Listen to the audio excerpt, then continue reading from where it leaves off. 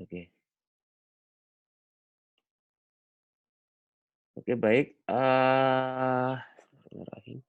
Selamat siang, rekan-rekan, sekalian, mahasiswa dan mahasiswi saya. Eh, Kita mulai aja kelas kali ini. Ini adalah kelas pemikiran politik Barat. Kali ini kita akan mendiskusikan tentang salah seorang filsuf yang sangat berpengaruh pada abad ke-19 dan juga memiliki pengaruh besar dalam bagi kalangan filsuf generasi penerusnya sampai saat ini.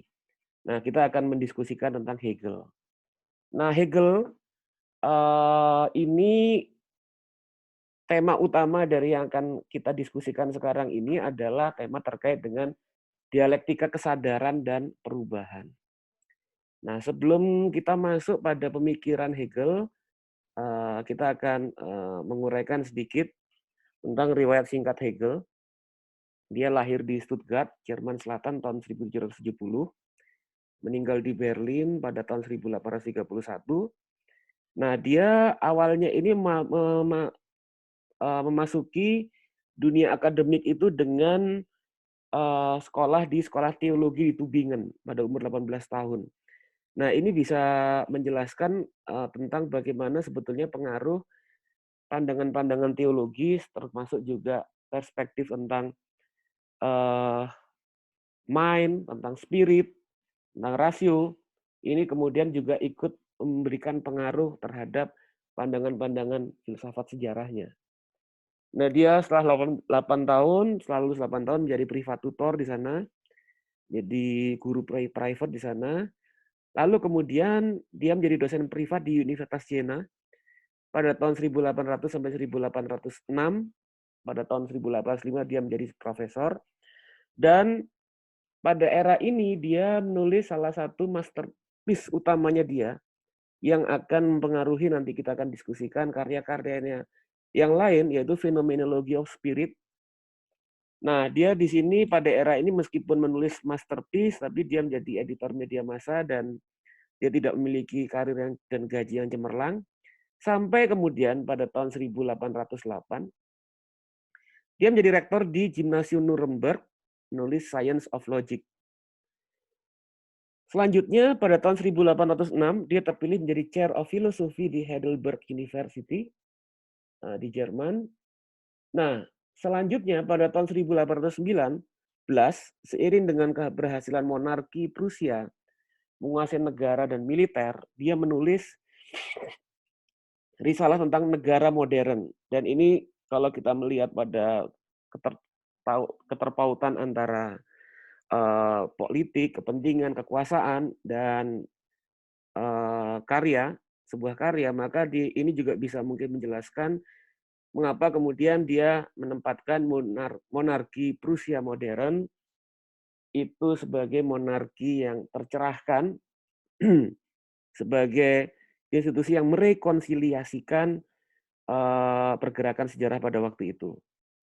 Nah, yang menarik dari Hegel adalah dia ini memiliki perspektif yang paradoks dan kompleks dan banyak ditafsirkan oleh para pengikutnya atau oleh para pembacanya dengan berbagai pandangan yang kerap kali berkontradiksi satu sama lain. Nah, Hegel ini memiliki kekaguman yang luar biasa sebetulnya terhadap revolusi Prancis, yang ini bisa kita bandingkan dengan kajian kita sebelumnya tentang Immanuel Kant.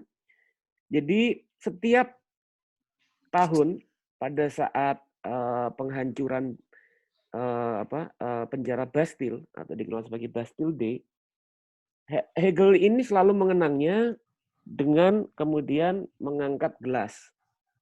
Jadi minum wine, mengangkat gelas sama teman-temannya, dan ini untuk perayaan keberhasilan revolusi Prancis. Nah, mengapa kemudian Hegel mengagumi revolusi Prancis? Ini nanti juga akan kita bahas.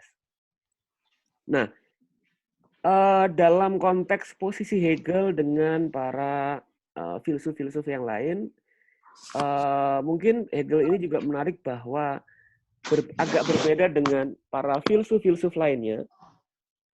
Hegel ini adalah filosofer dan akademisi. Ya, mungkin di sini dia mirip dengan Immanuel Kant. Dia beda misalnya dengan Aristoteles yang selalu terlibat dalam engage dalam perdebatan politik di polis ataupun dalam pertarungan di antara kaum aristokrat di Yunani pada waktu itu sampai kemudian Aristoteles sendiri kita ketahui misalnya meninggal di pengasingan. Dia juga misalnya berbeda dengan Machiavelli yang terlibat dalam proses politik menjadi penasehat politik dari dalam pertarungan-pertarungan politik di tingkat elit. Dia beda misalnya dengan salah seorang internasionalis liberal yang terkenal yaitu Thomas Paine yang terlibat langsung dalam kancah politik di dalam revolusi Amerika, terus kemudian revolusi Inggris, revolusi Prancis. Nah, Hegel ini adalah salah seorang filosofer dan dia dosen gitu, yang kemudian relatif tidak memiliki keterlibatan politik yang intens. Yang ini membedakan dia dengan banyak kalangan filosofer lainnya sebagai aktivis politik. Nah, di sini yang menarik juga adalah bahwa seperti saya utarakan di awal, Hegel ini banyak ditafsirkan dari berbagai macam perspektif dan oleh karena itu banyak di antara mereka yang menganggap Hegel ini sebagai panutan mereka. Jadi ini mungkin konsekuensi dari perspektif paradoksial dan kontradiksi dalam pandangan Hegel. Misalnya bahwa oleh para penganut filsafat politik komunitarian seperti Alasdair MacIntyre, Hegel ini dianggap sebagai Aristotle modern. Karena menurut MacIntyre bahwa Hegel menolak apa yang disebut sebagai hak natural, hak yang sifatnya alamiah.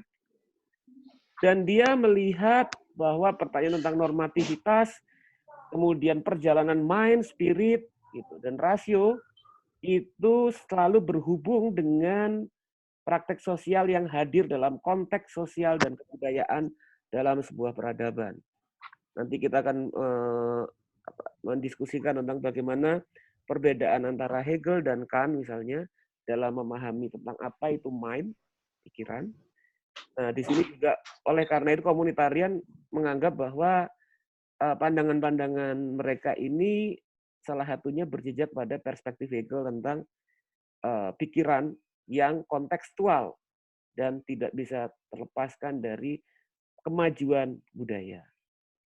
Nah, tapi kemudian berbeda dengan kaum komunitarian, kalangan liberal seperti Francis Fukuyama ini melihat bahwa Hegel itu adalah seorang pemikir liberal. Dia ini adalah kawan dari Immanuel Kant yang mendorong ide tentang bagaimana dalam perjalanan sejarah secara universal ini kemudian ujung-ujungnya dari proses sejarah itu atau the end of history itu adalah pada kebebasan umat manusia. Ini dalam perspektif liberal. Nah, tapi kemudian juga bagi kalangan Marxis, misalnya seperti George Lucas, nanti akan kita diskusikan sedikit, bahwa dialektika Hegel ini menjadi navigasi bagi tumbuhnya kesadaran kelas. Nah, artinya adalah bahwa di dalam Hegel ini nanti kita akan mendiskusikan tentang mind atau rasio atau kebebasan sebagai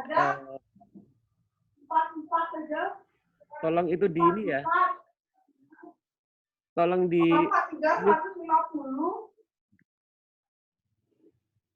Bentar. Tolong di mute dong. Putri Ganesha, tolong di mute.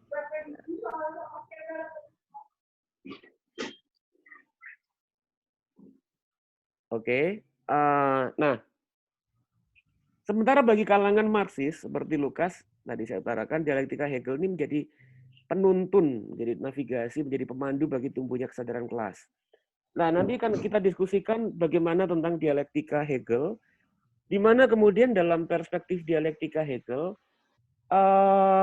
proses untuk menyadari terjadinya problem-problem seperti eksploitasi, kemudian alienasi, ini muncul sebagai perjalanan dari reason, nalar, gitu, untuk menemukan problem yang ada dalam dirinya.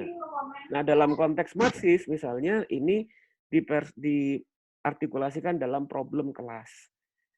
Nah, dari situ bahwa menurut Lukas dengan memahami realitas sosial secara total, secara totalitas, dan kemudian mengenali bagaimana simptom-simptom, problem-problem sosial, bagaimana kemudian perjalanan dialektik, ketegangan dan antagonisme yang muncul dalam sebuah momen historis. Ini kemudian dengan pengenalan terhadap hal itu, maka kemudian diri atau subjek atau kelas yang terpinggirkan memahami problem yang mereka hadapi dan juga memahami kekuatannya. Nah, dari situ kemudian Lukas misalnya melihat dari perspektif Marxis bahwa sebuah proses politik perubahan itu muncul dalam pengenalan terhadap kelas, terhadap problem-problem atau terhadap apa yang dialami oleh kelas yang terpinggirkan. Sementara bagi tokoh pergerakan anti kolonial, pergerakan dunia ketiga, salah satu contohnya itu Frantz Fanon, dalam karyanya White Skin, Black Mask, ini atau The Rage of the Earth, dia juga meminjam atau dia mendapatkan pengaruh dari Hegel untuk melihat bagaimana proses dekolonisasi tentang posisi kaum kulit hitam sebagai kaum terjajah itu untuk mengenal tentang problem-problem penindasan yang mereka hadapi, kesakitan dalam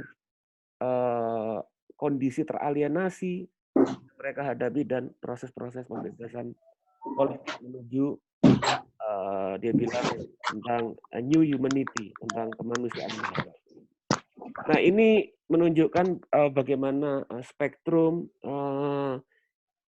pengaruh dari kalangan Hegel, pengaruh dari Hegel terhadap berbagai kalangan political theories berserta dengan segenap mazhabnya. Nah, kemudian kita masuk pada salah satu inti dari perspektif pemikiran Hegel. Nah, di sini saya masuk melalui karya Hegel, Lectures of the Philosophy of the World History. Dia Hegel ini menjelaskan tentang sejarah dunia, filsafat dari sejarah dunia dalam kuliahnya ini. Nah, menurut Hegel itu ada 3 model sejarah dan 3 model sejarawan, yaitu original history, kedua reflective history, dan ketiga philosophical history. Nah, apa yang membedakan 3 hal itu? Nah, original history ini adalah model-model penulisan sejarah di mana sang penulis ini hadir dalam sebuah event sejarah, dalam momen-momen sejarah, dia menuliskan secara detail, secara deskriptif, secara detail tentang apa yang tengah terjadi pada suatu masa, gitu misalnya. Apa yang sedang berlangsung. Nah, misalnya itu contohnya kalau misalnya teman-teman itu pernah mendengar misalnya yang dituliskan ada salah seorang aktivis sosialis Amerika, John Reed misalnya. John Reed ini ikut hadir dalam revolusi Bolshevik 1917. Nah, dia langsung menulis itu dalam event-event apa yang terjadi pada waktu itu, menyaksikan langsung pertarungan politik, pertarungan antar aktor, problem-problem yang terjadi, gitu, kompleksitas masalah baik dalam perspektif problem strategis ataupun problem taktis dari revolusi. Nah, ini yang menurut Hegel ini sebagai model original history. Nah, original history ini menurut Hegel ini memiliki persoalan dalam dirinya untuk ditempatkan dalam kajian sejarah. Karena kemudian kalau kita melihat pada Hegel itu sangat mengedepankan tentang the zeitgeist, jadi perjalanan spirit dalam proses waktu, maka kemudian masa lalu ini memiliki zeitgeist yang berbeda dengan saat ini. Artinya adalah bahwa penulis yang pada saat itu membawa dimensi sekarang sebagai bagian dari masa lalu yang dibaca oleh audiens pada era setelahnya, maka pembaca ini tidak akan bisa kemudian memahami secara jelas, secara detail dan mendalam, mengakar tentang bagaimana peristiwa itu berlangsung dengan baik. Gitu. Mereka memiliki problem untuk pembaca pada masa setelahnya, setelah karya tersebut ditulis, memiliki persoalan untuk melakukan refleksi apa yang terjadi karena zaman yang berbeda. Nah, di sini ada lack of reflection. Nah, yang kemudian coba kemudian dia menurut Hegel ada model lagi, model tentang penulisan sejarah yang disebut sebagai reflective history.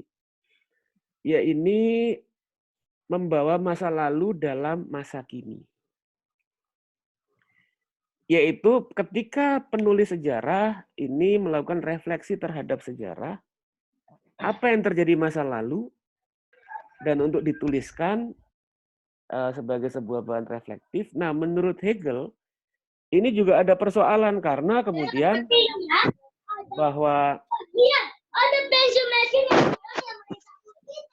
lihat ini, si Ida nggak boleh dia harus di pelatnas terus lah. siapa? Nggak boleh pulang ke rumah ibu bapak. Aduh mama, tapi Oke, saya mute dulu yang lainnya. Jadi saya lanjutkan. Nah, reflective history ini juga memiliki persoalan karena sang penulis itu yang kehilangan lack of integral feature of history. Nah, di sini bahwa karena masanya yang berbeda, maka penulis yang mencoba melakukan refleksi terhadap masa lalu, dia tidak bisa menggenggam, dia tidak bisa grasp apa yang menjadi semangat zaman pada waktu itu. Apa yang kemudian dia tidak bisa melihat secara langsung tentang yang disebut sebagai Hegel itu mind atau spirit yang bergerak dalam proses waktu pada waktu itu. Nah, di situ maka menurut Hegel sebuah penulisan sejarah, penulisan filsafat sejarah dunia itu harus berdasarkan pada filosofi history atau philosophical history. Apa yang kemudian membedakan philosophical history dengan model-model penulisan sejarah yang lain? Menurut Hegel bahwa filsafat sejarah ini mencoba melihat apa kesinambungan yang ada di mana yang menghubungkan masa lalu dengan masa kini, masa saat ini. Nah, di sini kemudian kita masuk pada konsepsi Hegel, misalnya yang disebut sebagai sublation. Sublation itu dalam konteks pada apa yang berjalan dalam proses dinamika sejarah, ini kemudian mengalami transendentalisasi, mengalami penaikan kualitas pada era selanjutnya, di mana masa lalu itu menjadi bagian penting dari masa setelahnya saat ini, dan dalam saat ini itu juga ada dimensi-dimensi warisan saat masa lalu. Nah, kemudian dalam filosofi history dari Hegel ini, philosophical history, Hegel melihat ada beberapa komponen, setidaknya ada 3 komponen di mana kemudian sejarawan memahami sejarah masa lalu. Pertama, dalam konteks adanya bagaimana dalam setiap sejarah kalangan sejarawan mempelajari masa lalu dan melihat kesinambungannya dalam sejarah adalah pada komponen tentang hadirnya spirit atau human freedom atau kemudian disebut sebagai mind. Nah, spirit, human freedom atau mind inilah yang misalnya kita lihat tadi saya utarakan di awal tentang jejak-jejak dari sekolah seminari teologis dari Hegel di Tübingen yang kemudian melihat bahwa sejarah itu adalah manifestasi dan proses perwujudan dari spirit, dari yang kemudian dia maknai sebagai roh absolut untuk kemudian memanifestasikan dirinya dalam proses perjalanan waktu. Nah, di sini yang menjadi pertemuan atau yang menjadi komponen-komponen yang hadir dalam perjalanan masa lalu sampai saat ini dan masa depan adalah bahwa spirit ini terus hadir. Nah, ini spirit atau human freedom ini yang kemudian oleh Hegel itu melihat bahwa ketika kemudian dia tampilkan dalam perspektif tentang roh absolut atau Tuhan, maka Tuhan itu selalu hadir dalam proses sejarah. Nah, tapi kemudian kehadiran Tuhan itu dalam perspektif ini dalam tafsiran dari kalangan teolog, kalangan-kalangan yang berperspektif teologis dalam terhadap Hegel. Tapi dalam perspektif pandangan-pandangan yang lebih sekuler, maka maksud dari Hegel itu adalah dalam proses sejarah, nalar atau mind, yang mana mind dan nalar itu berdasarkan pada human freedom, kebebasan manusia, ini selalu mencari-cari perwujudannya dalam proses sejarah yang berlangsung. Dia kemudian muncul nanti dalam Philosophy of History, karyanya Philosophy History. Ini muncul misalnya dalam konteks kehadiran kebebasan atau nalar yang bergerak atau spirit yang bergerak misalnya dalam dalam dimensi polis di era Yunani kuno, di mana kemudian kebebasan ini muncul dalam konteks praktek-praktek politik yang berlangsung dalam polis antar sesama citizen. Nah, tapi kemudian pada era itu manifestasi dari spirit itu juga masih belum universal. Bahwa spirit atau human freedom sebagai proses sejarah yang bergerak secara dinamis dalam perjalanan kultural dan sejarah itu baru muncul dalam perspektif yang belum manifestasi secara total, tapi kemudian freedom sebagai a few freedom. Jadi hanya beberapa yang bebas, beberapa yang merdeka. Di mana kemudian kebebasan itu muncul dalam konteks kemudian mereka yang dianggap sebagai citizen, sebagai warga negara. Gitu. Kebebasan sangat terhubung dengan identitas sebagai warga negara, sebagai citizen, sebagai civikus. Nah, di sini kemudian dalam prosesnya spirit ini bergerak terus dalam dimensi misalnya abad Dark Age yang menghadapi persoalan, dan kemudian spirit ini menurut Hegel, kenapa dia kemudian angkat gelas, dia minum wine, angkat gelas bersama teman-temannya dalam setiap perayaan revolusi Prancis dan pembebasan penjara Bastille. Karena kemudian dalam revolusi Prancis inilah terjadinya momen subjektif freedom, spirit atau kemudian kebebasan yang mencari-cari manifestasinya dalam proses sejarah, ini hadir dalam sejarah secara konkret. Yaitu bertemunya antara subjektif freedom dan objektif freedom. Nah, ini yang kemudian dianggap sebagai kematangan atau the mature of human history dalam momen revolusi Prancis. Kedua, komponen dalam Hegel lain adalah change atau perubahan. Nah, Hegel ini melihat yang ini kemudian termanifest dalam pandangannya tentang teori dialektik, bahwa nalar atau kebebasan atau spirit atau mind ini dalam perspektif Hegel ini bergerak. Dia moving, dia tidak statis dan tidak diam, tapi dia selalu bergerak dalam, dan pergerakannya itu bisa kita lihat dalam proses-proses perubahan dalam setiap fase sejarah. Nah, tapi Hegel itu kemudian melihat bahwa pergerakan atau change dalam proses sejarah itu berbeda dalam perspektif tentang perubahan dalam dimensi natural. Nah, ini yang membedakan dia misalnya dengan kalangan-kalangan yang percayai tentang perjalanan perubahan itu dalam perspektif yang mirip dengan nature, dengan alam, dengan perjalanan alam. Kenapa demikian? Karena menurut Hegel, alam ini nggak bisa diidentikan dengan perjalanan alam, pertumbuhan alam ini nggak bisa diidentikan dengan perjalanan pertumbuhan sejarah manusia atau dimensi sosial. Karena sebetulnya, sebentar, maaf, tunggu, ada ini, ada Gojek dulu di rumah saya, sebentar. Saya break dulu.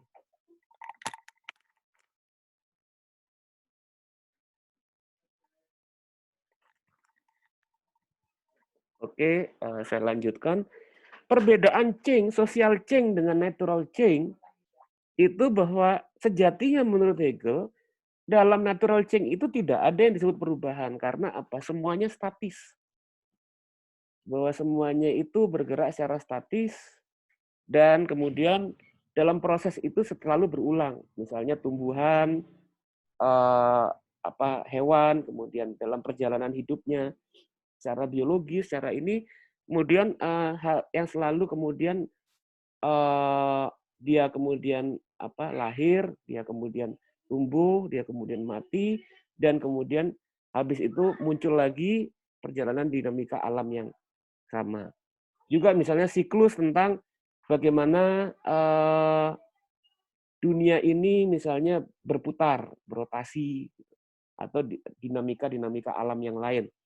Nah, di sini perubahan dalam perspektif Hegel ini melihat bahwa perubahan sosial dalam sejarah umat manusia ini dimensinya berbeda dengan perubahan alam. Perubahan sosial apa yang kemudian menjadi penanda dalam perubahan sosial yang dia sebut sebagai progres atau kemajuan. Nah, kemajuan ini dalam fase sejarah yang terhubungkan masa silam, masa yang benar-benar jauh ke belakang dengan masa yang lalu yang baru saja terjadi, dengan sampai saat ini adalah selalu terjadi progres pada realisasi kebebasan freedom dalam dimensi-dimensi yang lebih matang. Adanya kemajuan.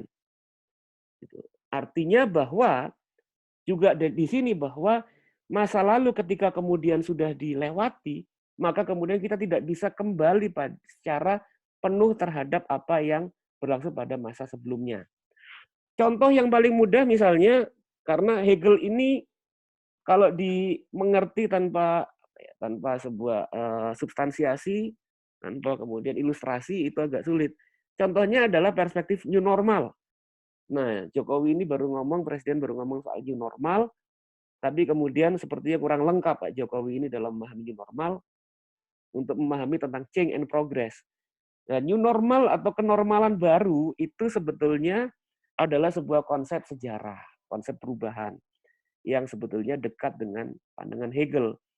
Artinya di situ bahwa ketika kita masuk dalam kondisi, misalnya sekarang ini krisis corona, gitu. Terjadi sebuah normalitas baru. Ayo kita masuk normalitas baru. Normalitas baru itu bukan ayo kita kemudian individu-individu satu sama lain cuci tangan, pakai sabun, terus pakai hand sanitizer, jaga jarak. Bukan hanya itu. Bukan hanya kemudian pertanggungjawaban secara individual terhadap apa yang terjadi. Tapi new normal itu sebetulnya adalah yang nanti dalam perjalanan sejarahnya, dalam sebuah krisis sosial seperti krisis corona, misalnya, yang kemudian memiliki dampak yang sangat besar pada problem kemanusiaan, maka kemudian proses-proses perubahan ini menjadi sebuah ruang momentum dari krisis ini menjadi momentum bagi perubahan politik, perubahan sosial, perubahan interaksi manusia.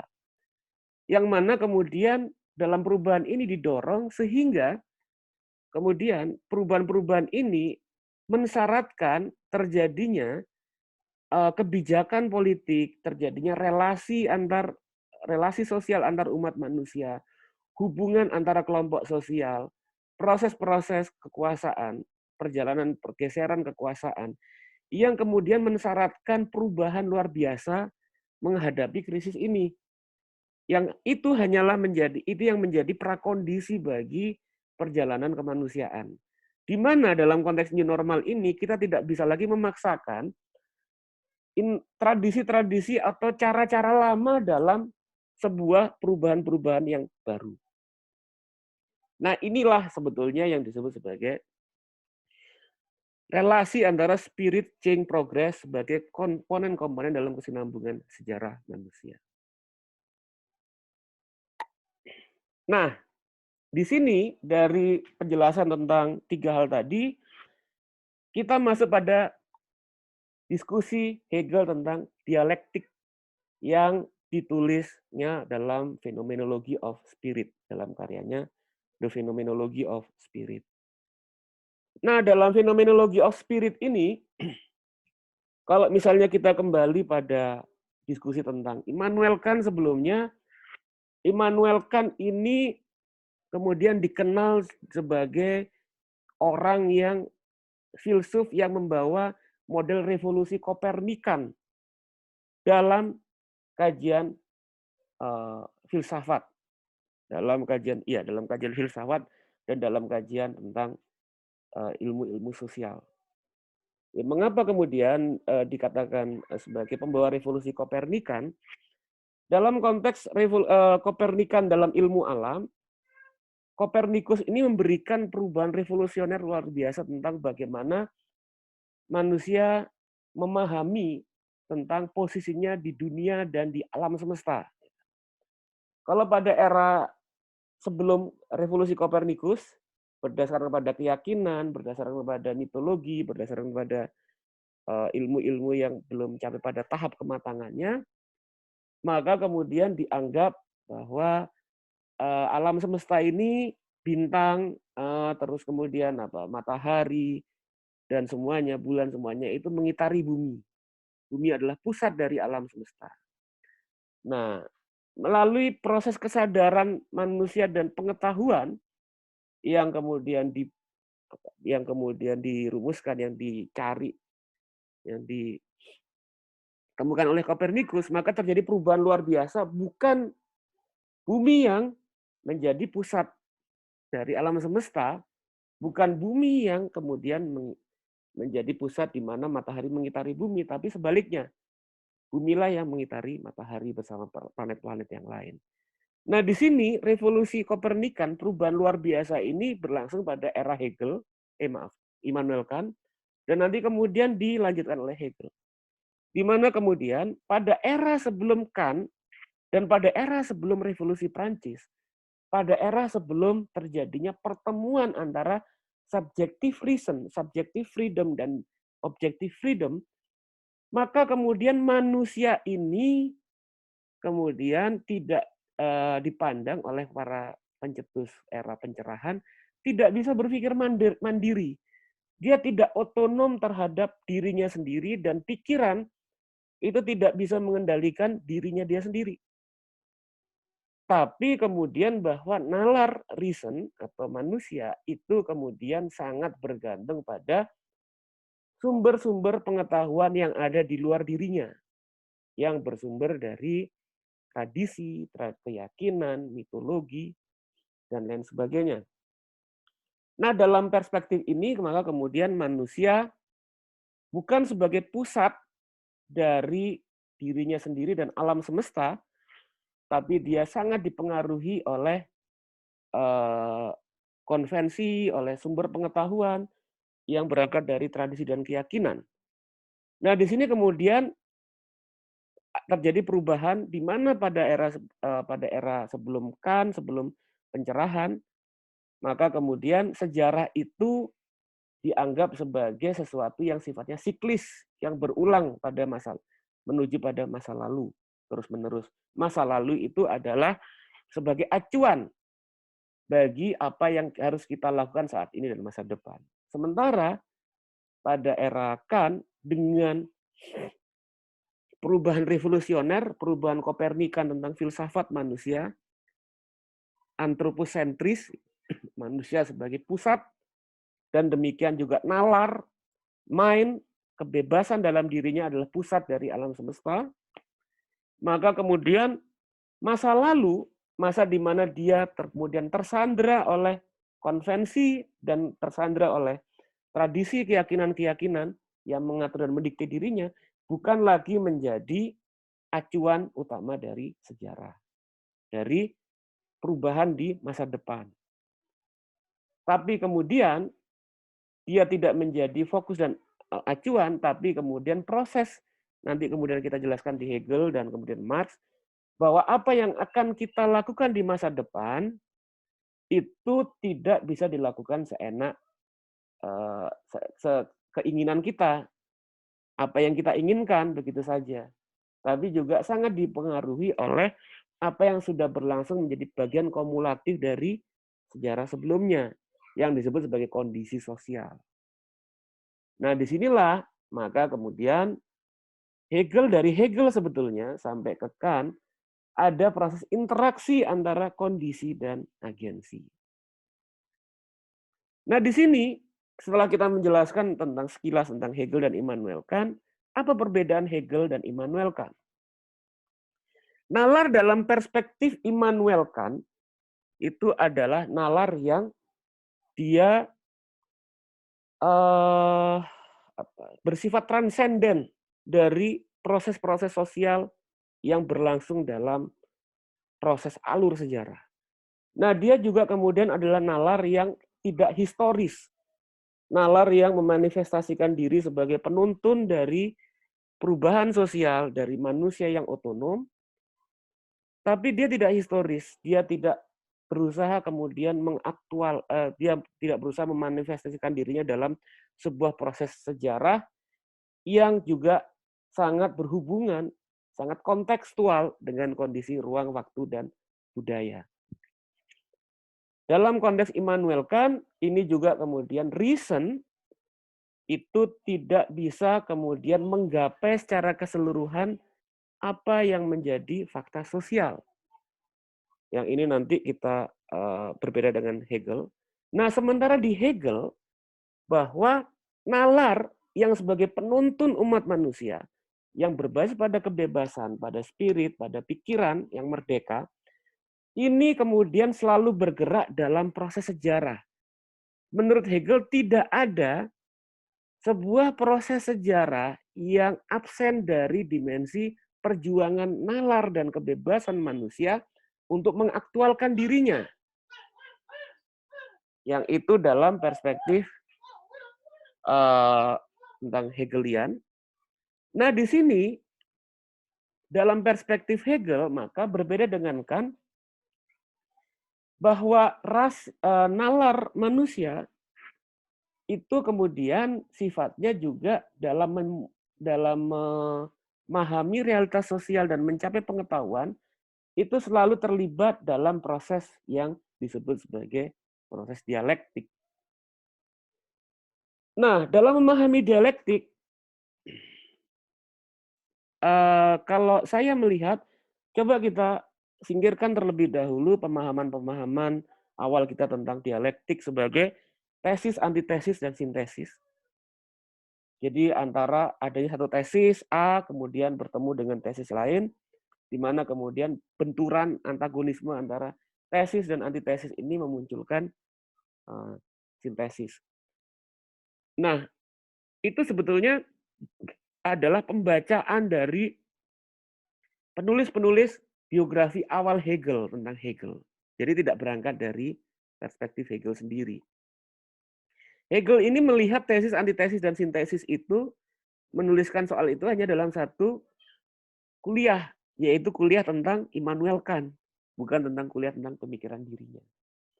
Nah, bagaimana kemudian memahami hukum dialektik dalam perspektif Hegelian? Maka sebetulnya kalau kita berangkat dari pandangan Hegel, maka kemudian dia menuliskan dialektik itu sebagai relasi antara, jadi proses dinamika, proses perubahan, proses progres, proses kemajuan yang berangkat dari triadik abstrak, partikular menuju konkret, atau abstrak, negation, dan konkret. Apa yang disebut dengan hal itu? Nah, ini yang kemudian berhubungan dengan apa yang saya utarakan tentang bagaimana spirit, kebebasan, dan mind itu selalu hadir dalam proses sejarah, dan hadirnya itu dalam banyak hal juga memanifestasikannya itu kemudian muncul dalam proses yang disebut sebagai kontradiksi atau pertarungan. Pertama, dalam konteks hukum dialektika, tadi saya utarakan bahwa pada awalnya manusia ini hadir dalam perspektif pikiran yang merdeka. Nah, ketika manusia hadir ke dunia merdeka, dengan kemudian pikiran merdeka, dia pada awalnya menjaga jarak dari realitas sosial yang mereka hadapi. Nah, tapi pikiran dan yang merdeka ini muncul dalam kecenderungan-kecenderungan manusia, misalnya untuk menggunakan alam, menggunakan sesuatu yang ada di luar dirinya, baik untuk kepentingan mereka dan untuk tujuan-tujuan yang ingin mereka raih. Sehingga kemudian di other, dalam bagaimana kesadaran melihat di other, melihat yang di luar dirinya, itu sebagai the raw material, sebagai bahan-bahan mentah bagi pencapaian kebebasan dirinya. Bentar, ini ada Gojek lagi.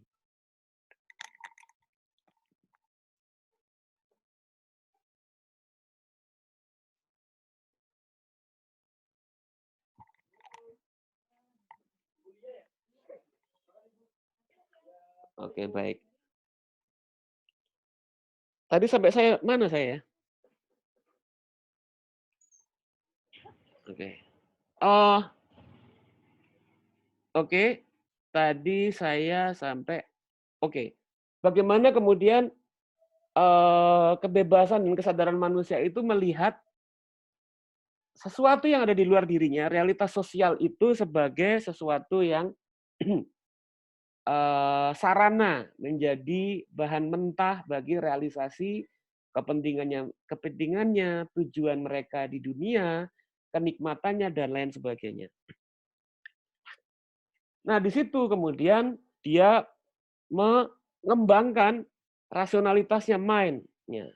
Dia mengembangkan rasionalitasnya untuk berhubungan dengan alam, ya kan? Yang kemudian ini dieksplisitkan oleh Marx dalam perspektif tentang bagaimana itu berangkat dari perspektifnya tentang dimensi kerja manusia.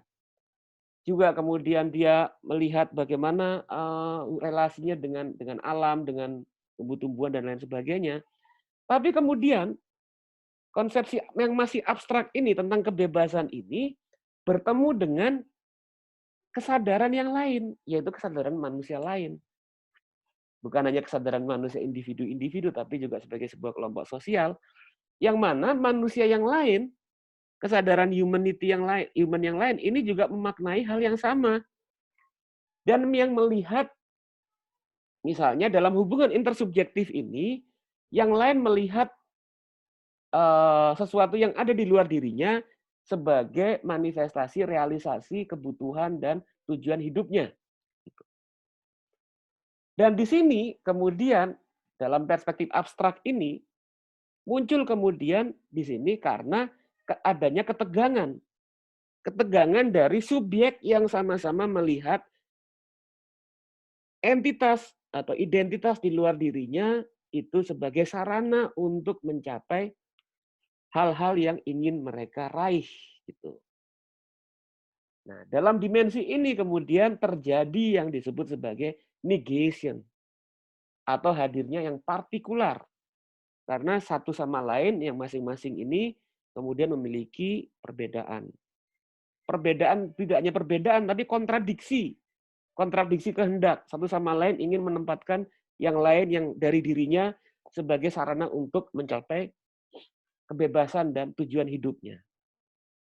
Nah, dari konteks negation of negation tadi, dimensi ketegangan dan dimensi partikular inilah kemudian muncul proses sejarah yang kemudian oleh Hegel itu dilihat sebagai alur sejarah di mana kemudian subjektivitas, spirit, mind ini mencoba menemukan dirinya.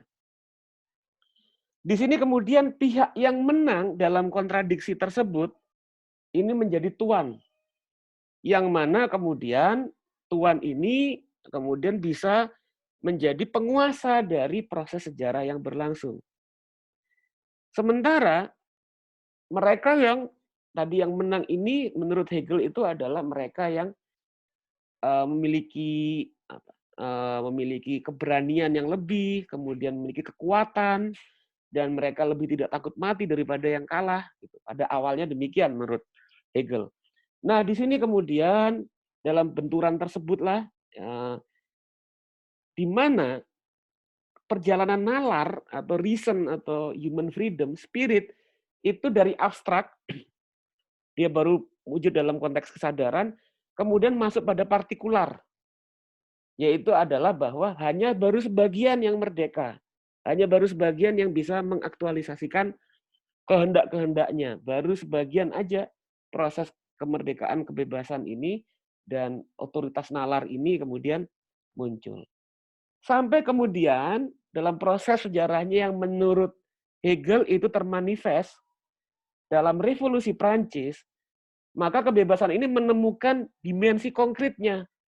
Ketika apa? Karena ketika kehendak subjektif kebebasan manusia untuk menemukan dirinya yang bebas dan bisa menggunakan dunia sebagai sarana pemenuhan tujuannya, itu bertemu dengan manifestasi realitas konkret tentang hadirnya proses sejarah yang mengaktualisasikan kehendak tersebut dalam kemudian tujuan-tujuan politik dan munculnya sebuah tatanan politik yang menghadirkan kebebasan umat manusia.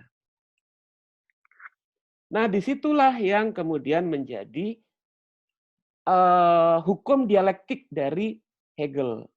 Nah, selanjutnya kita masuk pada dialektika antara master and slave.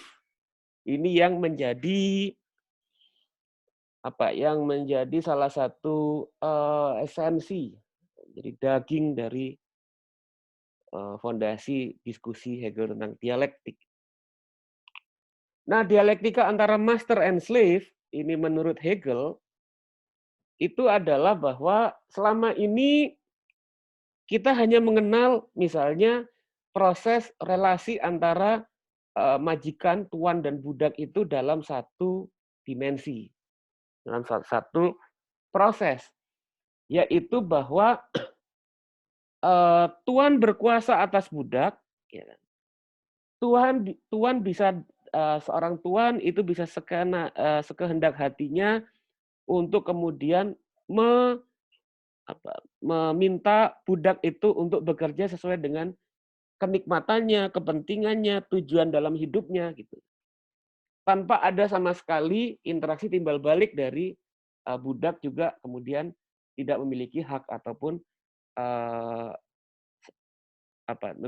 kehendak subjektif atau kemudian tidak memiliki sesuatu yang sama dengan apa yang dimiliki oleh tuan. Nah, tapi menurut Hegel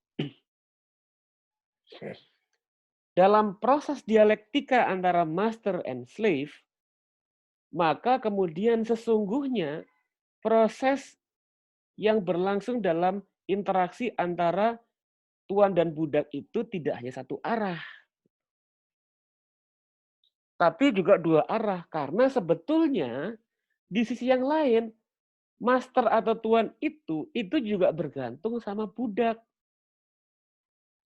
Ketergantungannya ini muncul karena apa? Karena kemudian setiap hari, setiap saat, kepentingannya selalu dilayani oleh budak.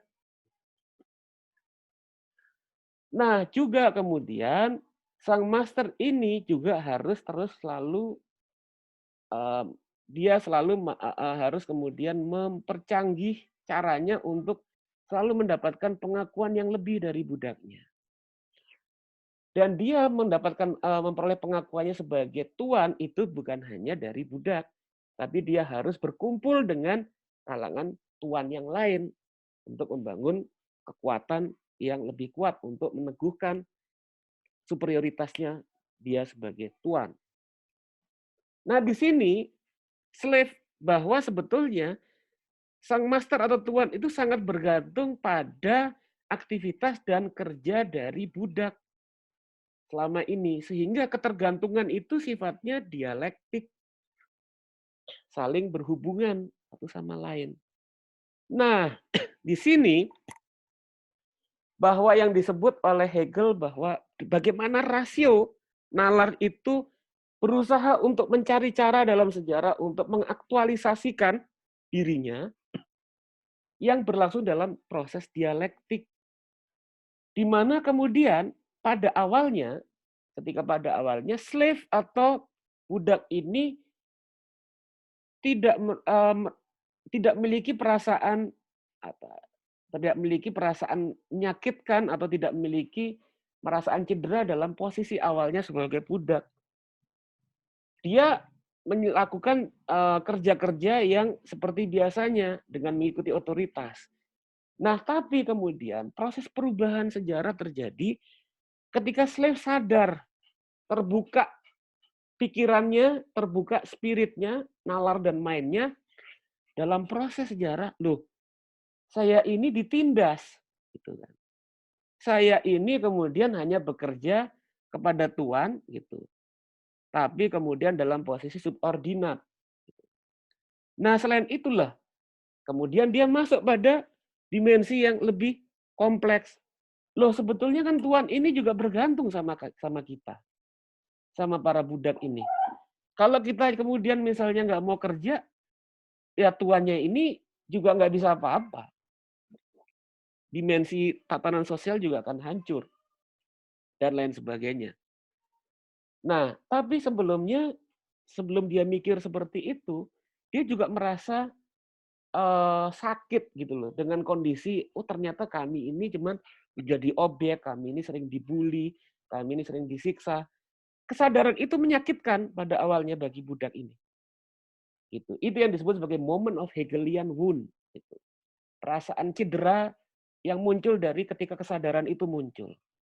Nah, tapi dalam proses dialektika itu, maka kemudian terjadi momentum awal bagi perubahan ketika pada saat Gleason itu mencoba tampil mengaktualisasikan dirinya dalam sejarah.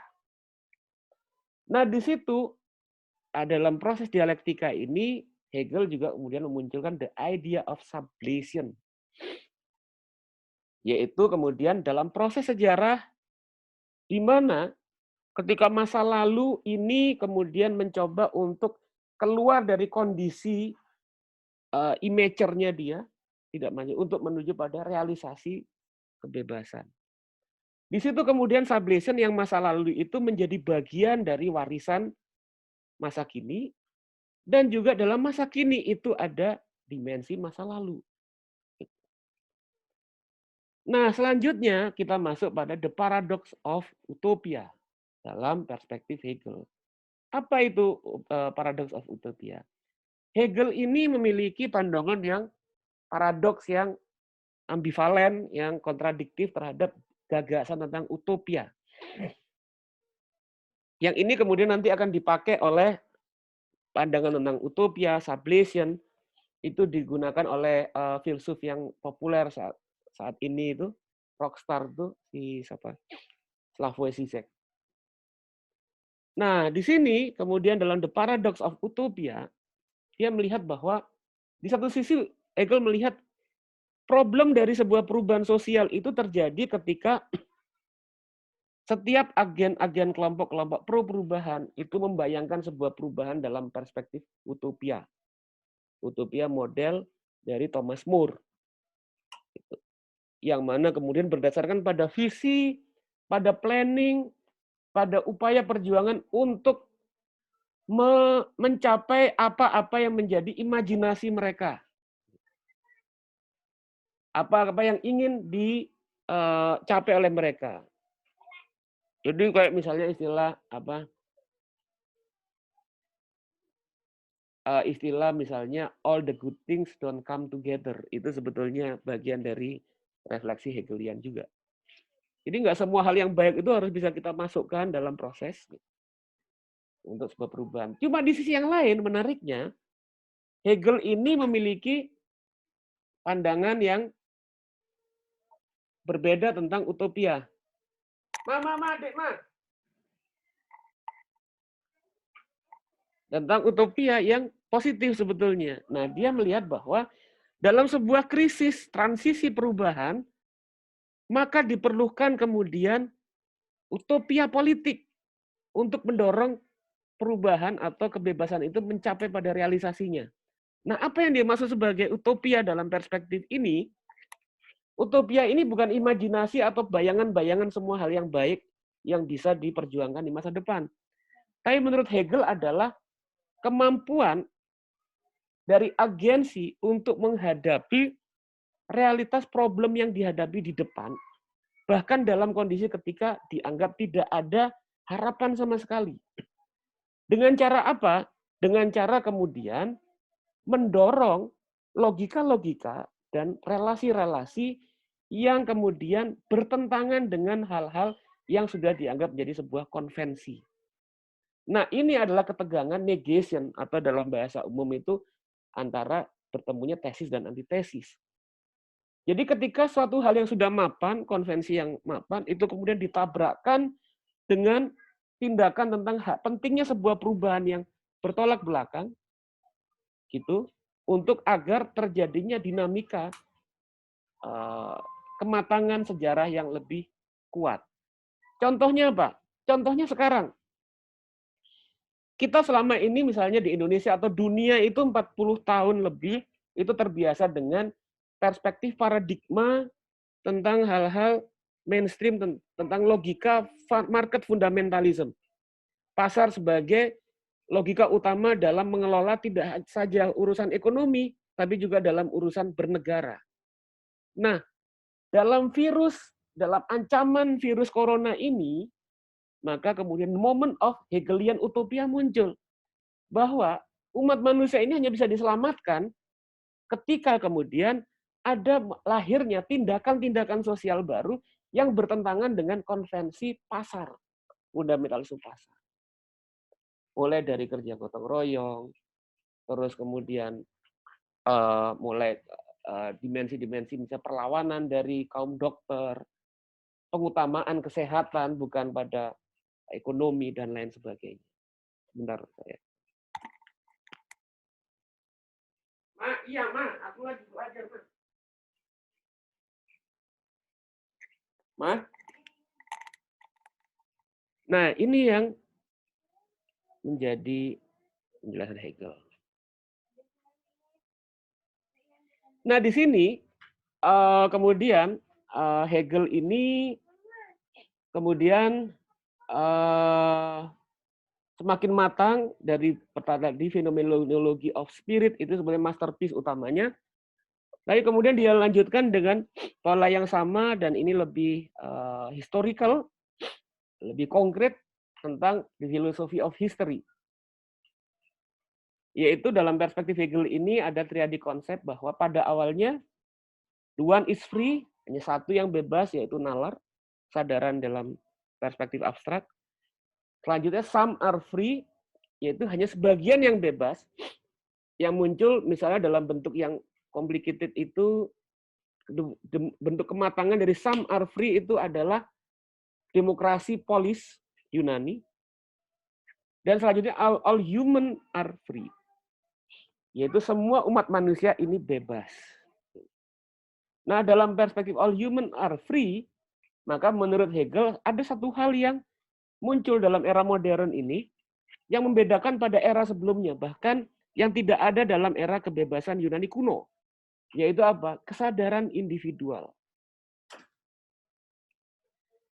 Nah, di sini kemudian tadi kita sudah menjelaskan dalam ini tentang bagaimana hubungan keterkaitan antara God and reason. Nah, selanjutnya dalam perjalanan sejarah ini, philosophy of history menjelaskan tentang bagaimana kebebasan dan spirit ini muncul, memanifest dalam berbagai periode sejarah. Dalam embrio pada era di Oriental, kemudian dibawa pada era kebebasan Yunani, muncul di mana kebebasan itu terhubung dengan identitas sebagai citizen, dan kemudian pada era ini masih belum ada kesadaran individu. Nah, kesadaran individu belum ada, maka kemudian citizen ini menjadi satu kemudian dalam polis.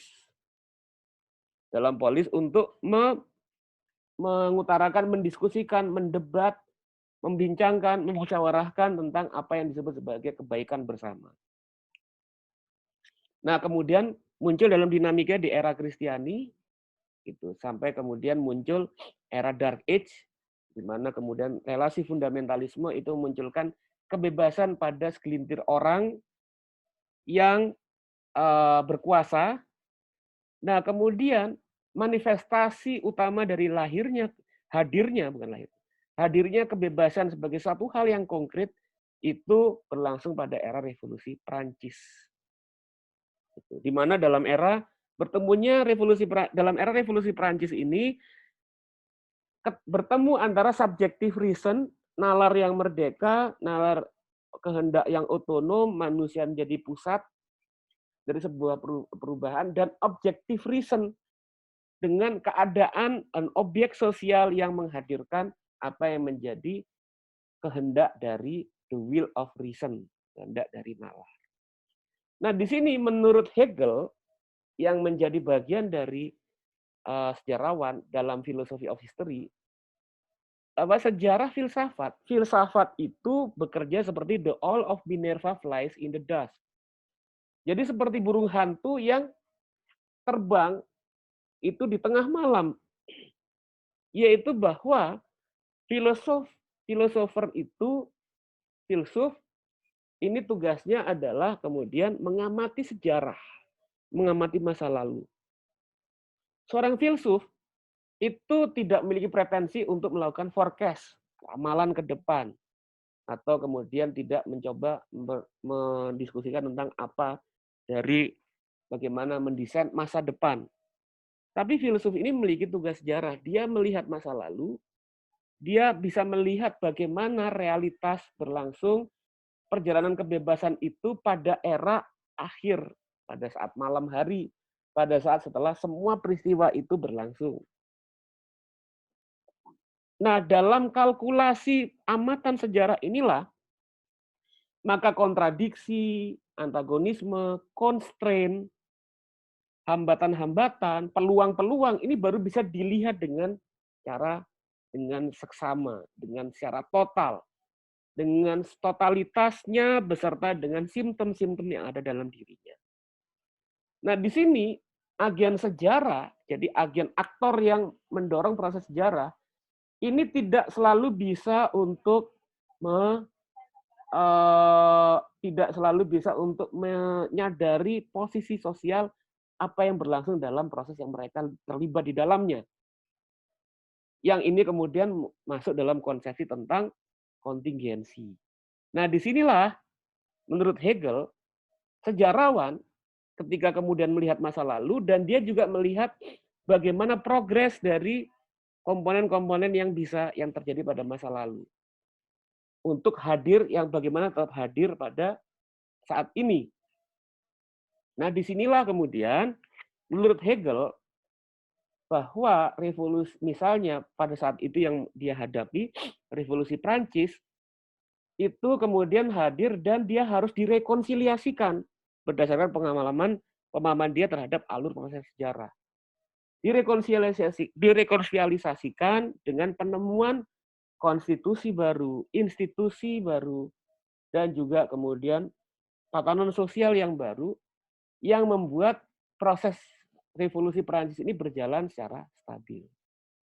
Nah, tapi juga yang menarik, dalam Hegel ini tadi saya utarakan ada yang disebut sebagai tesis contradiction dan paradoks, historical paradox, contradiction. Bagaimana menjelaskan itu? Nah, ini bisa dijelaskan dalam ilustrasi.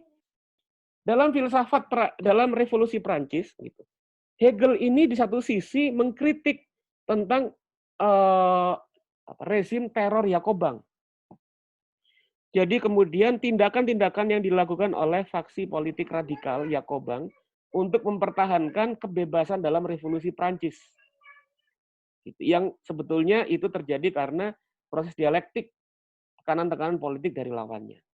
Dia mengkritik, dan menurut Hegel ini terlalu eksesif, artinya bahwa subjek Robespierre dan kawan-kawan tidak paham constraint yang dihadapi dan tidak tahu bahwa dia sudah terlalu berlebihan dalam proses itu.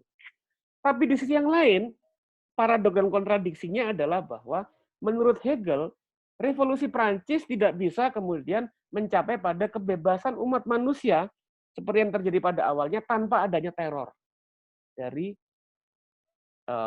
kekuatan politik kelompok Yakobang. Nah, disinilah paradoks dan kontradiksi itu muncul dalam proses sejarah. Yang mana kemudian ini coba saya singkat aja karena sudah mau buka. Dalam perspektif ini, maka menurut Hegel, era modern memunculkan tentang kebebasan individu. Dan kebebasan individu memunculkan apa yang disebut sebagai dalam tatanan sosial ada masyarakat sipil. Masyarakat sipil yang menghadirkan tentang bagaimana market, pasar, terus kemudian korporasi, interaksi antar manusia itu didasarkan pada mekanisme dan tatanan berbasis pada kebebasan individual. Nah, tapi menurut Hegel, ini harus direkonsiliasikan agar satu kelompok tidak memakan yang lainnya melalui tatanan sosial politik. Nah, menurut Hegel tapi, tatanan sosial politik yang pas pada waktu itu negara bukan negara demokrasi. Menurut Hegel, kenapa bukan negara demokrasi? Nah, karena menurut Hegel, negara demokrasi ini menghadirkan kebebasan individu yang kemudian hadir tidak sebagai perwujudan rekonsiliasi antara kebebasan dan stabilitas. Menurut Hegel bahwa demokrasi itu hanya menghadirkan kumpulan-kumpulan dari kebebasan individu. Nah, menurut Hegel, posisi yang harus dilakukan adalah terbentuknya negara modern yang modelnya dia adalah monarki tercerahkan Prusia melalui hadirnya perwakilan-perwakilan. Jadi perwakilan kelompok-kelompok ekonomi yang berkebebasan individu itu muncul dalam perwakilan korporasi. Ada juga perwakilan dari utusan daerah misalnya. Ada itu perwakilan dari kelompok-kelompok yang lain. Yang itu hidup bersama dalam sebuah tatanan politik yang membangun konsensual, politik konsensual. Nah, itu yang menjadi ini Hegel. Nah, ini the concept of the system of need, administration of justice, police and corporation. Jadi konsep masyarakat sipil itu pertama system of need, jadi sistem yang menghubungkan antara kebebasan individu dan kebutuhan-kebutuhan individual. Adanya administration of justice, jadi adanya proses administrasi keadilan yang itu dilakukan oleh birokrasi. Adanya korporasi yang menjadi institusi yang menghubungkan antara kepentingan pencapaian ekonomi umat manusia. Adanya kemudian triadik social class, landlord, kapitalis, and labor, bahwa dalam masyarakat sipil itu menghubungkan kebebasan individu dan hadirnya enlightened monarchy. Nah, ini ada Hegel followers, Marx concept of dialectical materialism and historical materialism, di mana dalam konsep ini sebetulnya ini bisa dikatakan Hegel Marx membalik Hegel, tapi sebetulnya Marx ini memunculkan dimensi yang lain gitu untuk melakukan transendensi atau pematangan terhadap pandangan dialektika Hegel, yaitu materialisme. Artinya, menurut Marx, spirit itu bukan satu hal yang abstrak. Spirit dan kebebasan itu terkondisikan oleh bagaimana manusia untuk memenuhi hajat hidupnya. Dan memenuhi hajat hidupnya itu tergantung oleh akses manusia terhadap alat-alat produksi. Dan akses terhadap alat produksi itu ditentukan oleh perbedaan siapa yang memiliki alat produksi dan siapa yang tidak memiliki alat produksi.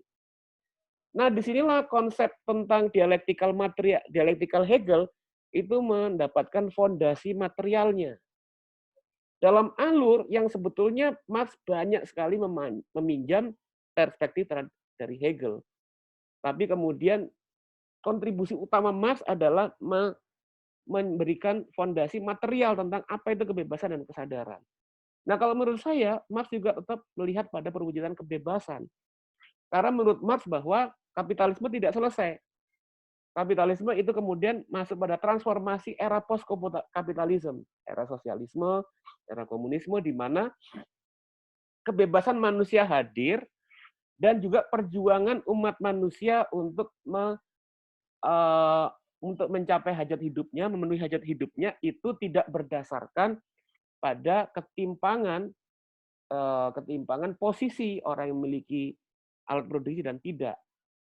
Nah, karena kebebasan itu terkondisikan oleh keadaan-keadaan material. Nah, apa yang kemudian penting Hegel yang bisa kita baca dalam konteks sekarang, saya melihat ini bisa kita pahami dari Slavoj Žižek, penerus Hegel, yang read Hegel between the lines. Pertama tadi tentang the idea of utopian revolution, bahwa proses utopia sebagai sebuah tindakan untuk kemudian mengintervensi kelaziman bagi sebuah perubahan sosial yang baru. Nah, ini karena waktunya sudah mau maghrib, saya kira cukup sekian. Terima kasih teman-teman sudah mengikuti kelas ini.